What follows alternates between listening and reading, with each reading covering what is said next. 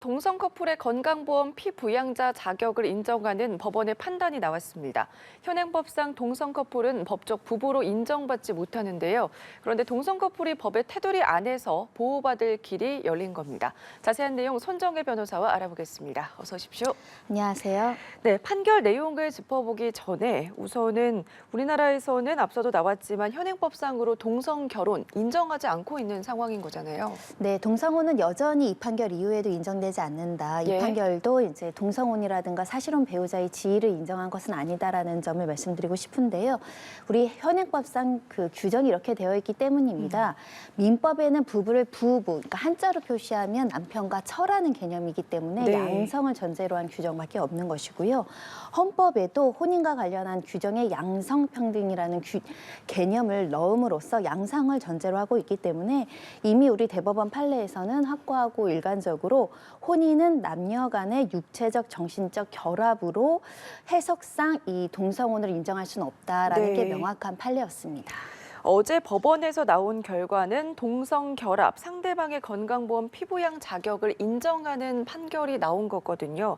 항소심이었는데 소송 내용과 함께 판결 내용은 어떻게 보셨습니까? 우리가 건강보험과 관련해서는 직장 가입자, 지역 네. 가입자가 분리되어 있죠. 이 사건에서는 동성 커플이 나도 이제 남편의 직장 가입자로 이제 등재되고 싶다라고 했지만 이것을 받아주지 않고 건강보험료를 청구했던 사건인데요. 네. 관련해서 1심에서는 사실혼 배우자 관계로 볼 수 없다라는 이유로 기각했지만 2심 항소심에서 1심 판결을 취소하고 이렇게 사실혼 관계로 해석상 인정해 줄 수는 없지만 그럼에도 불구하고 본질적으로 같은 사항에서 이렇게 건강보험과 관련한 부가처분을 하는 것은 자의적인 차별이다. 즉 평등의 원칙에 위반되기 때문에 네. 재량의 범위 내에서 피부양자 자격을 인정해 줘야 된다라고 원심 판결을 취소한 것입니다. 알겠습니다. 우선 재판부 판결문을 보면은 사실관계나 뭐 법리적인 해석뿐만 아니라 재판부의 의견도 들어가 있다 이런 내용이 좀 있거든요.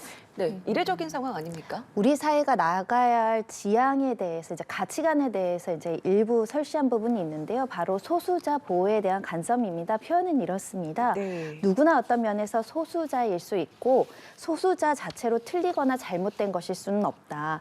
다수결의 원칙이 지배되는 사회일수록 인권의 최후의 보루인 법원이 해야 되는 가장 큰 책무는 소수자 권리에 대한 인식과 보호의 노력이 중요하다라는 관점에서 합리적인 이유 없는 차별은 어렵고 성적 지향 이유로 이제 사회보장 제도에 있어서 차별을 두는 것은 바람직하지 않다라는 점을 명시한 것인데요. 네. 그건 재판부의 의견이라고 해석하기에는 사실 세계 인류의 이제 보편적인 흐름에 대한 가치관을 이제 설득의 차원에서 이제 설시를 했다라고 보셔야겠습니다. 네, 이번 판결 내용이 동성 커플에 대한 어쨌든 평등의 원칙이 적용이 됐다 이런 평가도 나오거든요. 하지만 여전히 국내에서 봤을 때는 아까도 악성 댓글 때문에 우려의 목소리가 나온다 이런 얘기도 해주셨잖아요. 동성 커플에 대한 시각은 좋지 않은 건 사실이잖아요. 이 부분은 어떻게 보세요?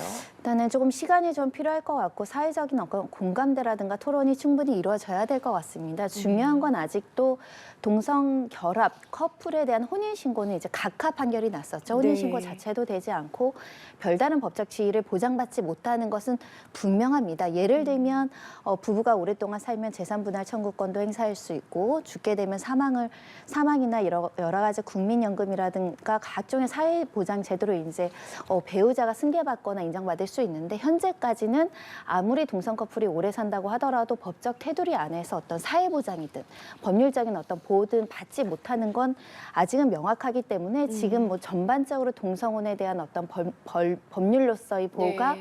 가능할 것이다, 빨리 이루어질 것이다라고 속단하기는 굉장히 어렵지만 적어도 이번 판결을 통해서 네. 동성 커플, 동성혼에 대한 법 제한을 어떻게 해야 될지 논의는 가능합니다. 즉 부부로서 인정을 하지 않는다고 하더라도 사회보장 제도를 인정할 수 있거든요. 네. 예를 들면 외국 입법례들을 좀 참고할 필요가 있습니다. 부부라는 개념을 주입하지 않는다고 하더라도 예를 들면 뭐 생활 동반자라고 한다던가 파트너십이라던가 이렇게 이제 명명을 해서 필요한 사회복지 제도를 통해서 사각지대가 없게끔은 만들어줄 수 있는 것이거든요. 네. 또 이제 외국 입법례들은 조금 더 우리보다 앞서 나가는 측면은 있는데 예를 들면 이 동성혼 커플들이 입양을 할 수 있느냐. 이거 사실은 고민해야 될 문제가 굉장히 많은 상황이어서 우리나라에서도 앞으로 논의가 시작될 필요가 있다고 생각합니다. 예, 건보공단에서도 선고를 했기 때문에 대법원 판결을 좀 더 기다려봐야 될 것 같습니다.